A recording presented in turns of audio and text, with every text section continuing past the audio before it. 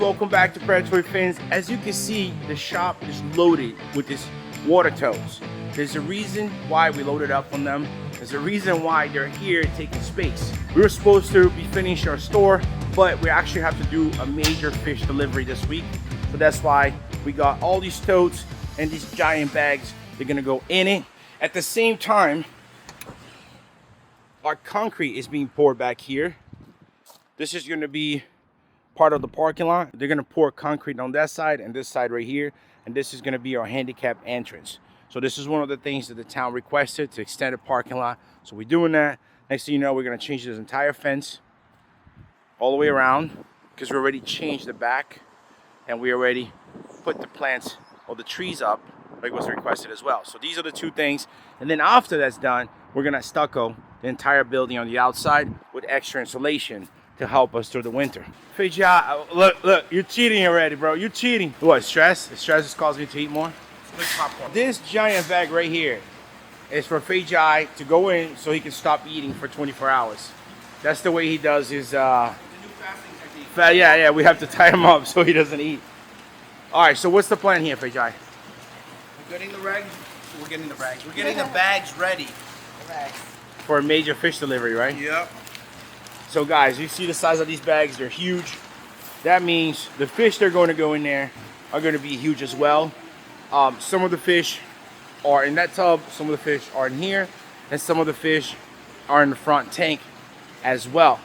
We sold this big tank, and we sold the 15-footer that is like right there that came out from Kevin's facility. So these two big tanks are going out before the end of the month. And then our giant tank should be coming in at the end of the month. Feijai, when are the giant tanks supposed to arrive? In about a month. It loaded today? They're loading. No, it's getting delivered to the port today. Yeah, and they're loading probably tomorrow or the next day. Did he send you any more videos? I have to check. I think so. I'll show it to you guys right now so you can see these tanks are amazing. You're going too fast. You're looking at control. See, this is true love right here. Come on, shake it. Hurry up. Everyone's watching. What? Okay. Come on, bring it down. So guys, the plan is we're gonna close these bags filled with oxygen, right? And this is a what, 20-hour trip? I believe so. Yeah, from packing time to transport time, unloading, we're probably looking at like 20-something hours. But there's another issue. What's that? Temperature. So what are we gonna do to keep these fish warm? We're gonna put 1 million heat packs. Cover the whole thing with heat packs. Blew up the truck. Yeah, I'm not giving away that secret. While they get all these fish ready to be transported this week, I'm gonna show you guys some of the puffer fish that we have in stock right now, and we're gonna try to learn a little bit more about them, because we have from smaller to super rare and everything in between. Right now we have 1, 2, 3, 4, 5, 6, 7, 8 species in stock at the shop, but in reality there's about 30 to 35 naturally occurring freshwater pufferfish species in the world. Our smaller species here right now will be the spotted Congo puffer, but the smaller species of freshwater pufferfish in the world is the pea puffer, and I think they come from India, right, Vijay? Yes, they do. Big head there, India, and they about that, they're yay high or yay big. Okay, so these were probably one of the other ones. These guys still get to about 4 or 5 inches. And the biggest species of freshwater puffer in the world will be the MBU right there. Right now we only have some around 4 or 5 inches, but these guys get to a whopping 26 inches long, maybe even bigger in the wild. We're gonna start with puffer number 1 here. This is a red potato puffer. Believe it or not, this is not man-made. They come out like this out of the wild with this red coloration. Some are brown, some are red, and some are super red. This guy right here is one that we're growing to our exhibit, and he is super red. They're really cool fish, but they're not docile at all. If you put anything else in the tank with them, they're gonna turn into a mess food, put it this way, because they're gonna shred it all apart. These guys, what they usually do, they hide in the sand, and when a fish or prey swims by, they just come and attack, and they open this square looking mouth right there. It's so weird. It's pretty but ugly at the same time, right? Super cool fish, and they just eat anything. But they don't get big as an MBU or as an Fajaca, as a Cross River. These guys right here I think the biggest I've seen is probably 4 to 5 inches. Pufferfish number 2. This is a very rare puffer right here. This is a arrowhead albino. This is the first time we got them. They're not available anywhere else. The breeder was able to get a few species, and we ended up buying all of them because obviously every time something rare pops up, we just go get it. But to buy, we had to buy them all. So we bought it. We're gonna grow some for exhibit, and some we're gonna put it for sale. But they're not cheap. They were very expensive, even for us to bring in. Let me see if I can move them to the front. These guys are another one. They'll pretty much attack everything that you put in a tank, and almost looks like the red potato, but they're not. These are the arrowheads. I love how the eyes are so red. It's crazy. And these guys right here, they can get to about, I would say 7 to 8 inches. It like glides. Yeah, it's beautiful. But look, if you look at it just at first glance, it almost looks the same, right? With that weird lip, like it's pissed off, like just farted and somebody said, "Oh, what'd you do?" You know what I mean? Like imagine being in an elevator and you rip and somebody calls you out. That's the face that they have. All right, so going over here, so that's Africa. Okay, let's go back here. Puffer, red potato puffer, that's Africa. Arrowhead, they come from Thailand. Maybe other parts of Asia as well, but I know these guys come from Thailand. Spotted Congo puffers, the name itself says it. These come from Africa. And these little guys are okay in a group. They can actually live together in a tank. A lot of people, when they buy these fish, they want to buy groups and see if they can breed them. Usually the chubbier ones are females, and the more skinny ones are males. And they also grow to about 4, sometimes rare occasions 5 inches. But super cool fish. They have like a green globe around their eye. I don't know if you can zoom in.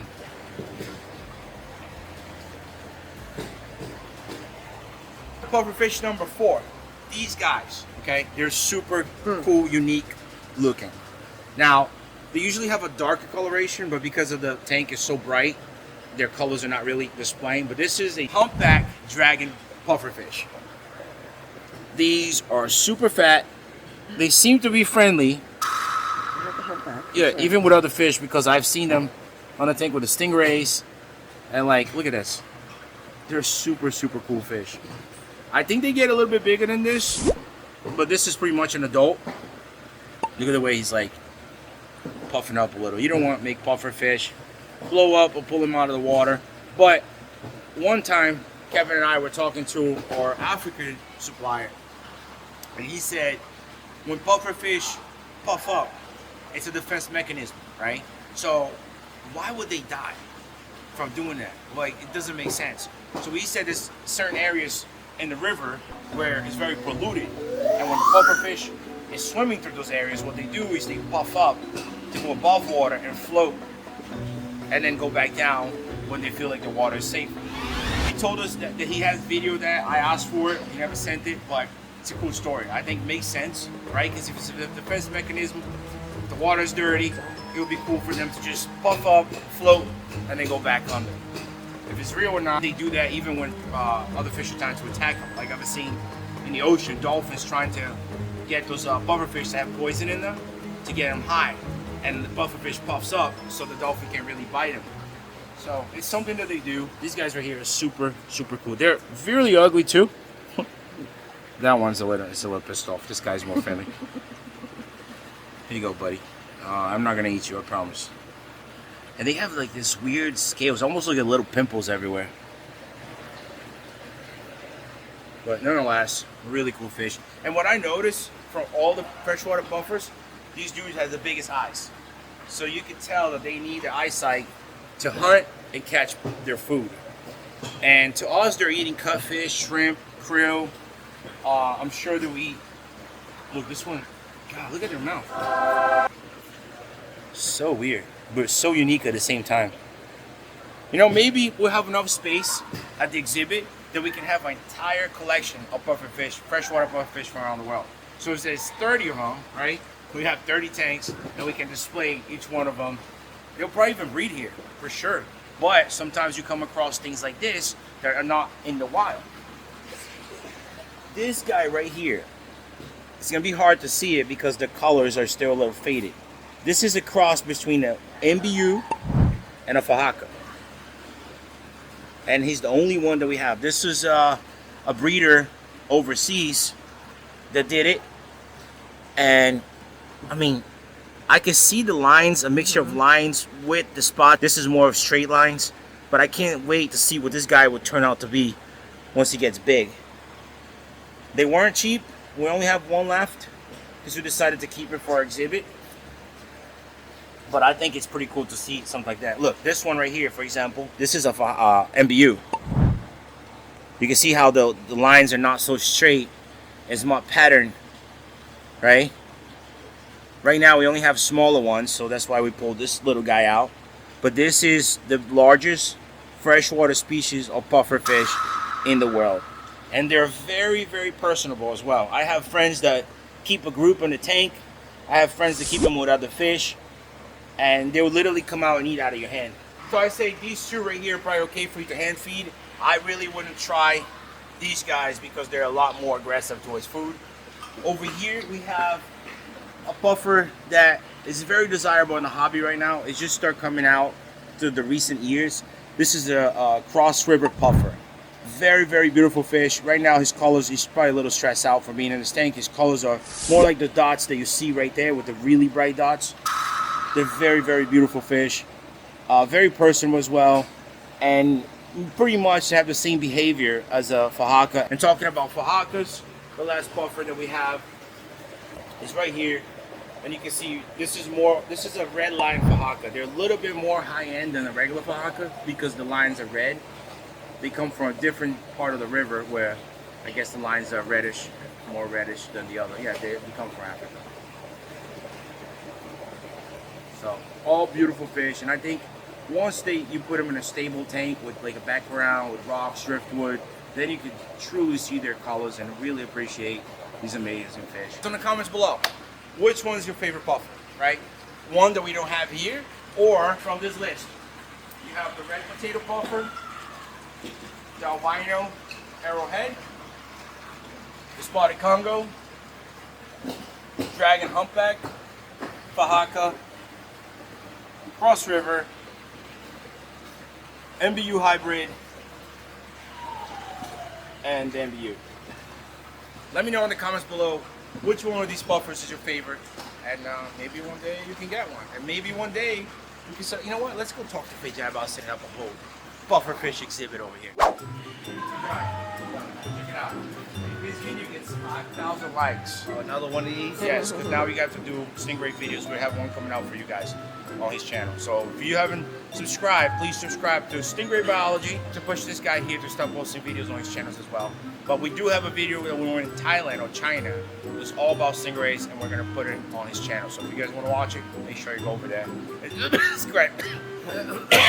Make sure you go over there and subscribe. If this video gets 5,000 likes, we're going to have to build an exhibit for every freshwater pufferfish in the world. Build an exhibit for every single one. Yes. I overheard you said there was 30-something species. Yeah. But some are smaller, so you don't need a big tank. So if we do this, there's no room for your arapaima. So No. you're gonna have to give that up. There's room, because some of these puffers are little, so you don't need only something small, not that big. Okay. So, all right. guys. You heard it. Okay. But you also have to subscribe to him to push him to do it, you know? Because if he sees more people going, oh, come on, Fajai, he might be like, all right, I'll get more puffers. I'm like a rock, and no matter how hard you always push me, it's like doesn't really get me to look, budge. if they build the pyramids with just manpower, this rock right here is not that hard to move. We'll see you guys next time.